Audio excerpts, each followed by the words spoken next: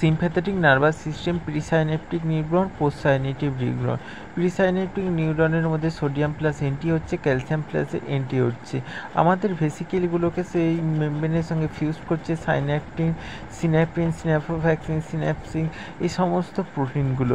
তারপর vesicle rupture হচ্ছে, আমাদের এখান থেকে নরঅ্যাড্রিনালিন রিলিজ হচ্ছে। নরঅ্যাড্রিনালিন রিলিজ হয়ে এখানে রিসেপ্টার আলফা বিটা রিসেপ্টারের সঙ্গে আমাদের বাইন্ড হচ্ছে, কিন্তু এখানের মধ্যে থাকার জন্য অ্যাসিটাইল কোলিনের ক্ষেত্রে যেমন কোলিন এস্টারেজ ইনহিবিট করতে, এখানে ইনহিবিট করে কমট এনজাইম। আর ওপরের দিকে কিছু রিসেপ্টারের মতো থাকে যে কি করে রিঅ্যাপটেক করে, আর এই রিঅ্যাপটেককে আমাদের নষ্ট করে এক ধরনের এনজাইম যার নাম মাউর full form mono amino oxidase.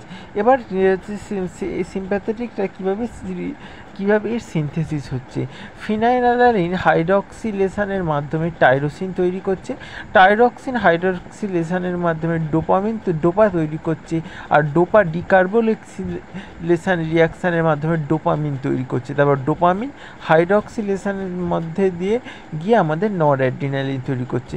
তারপর নরঅ্যাড্রিনালিন এখানে এক ধরনের রিসেপ্টর থাকে ভিএমএটি বলে, সেই রিসেপ্টর একটা ট্রান্সপোর্টার থাকে, ট্রান্সপোর্টারের মধ্য দিয়ে গিয়ে স্টোরেজ হয়ে যাচ্ছে, আর এই ট্রান্সপোর্টারের মাধ্যমে স্টোরেজ হয়ে যাওয়ার পর তারপর সেটা আমাদের রিলিজ হচ্ছে নরঅ্যাড্রিনালিন।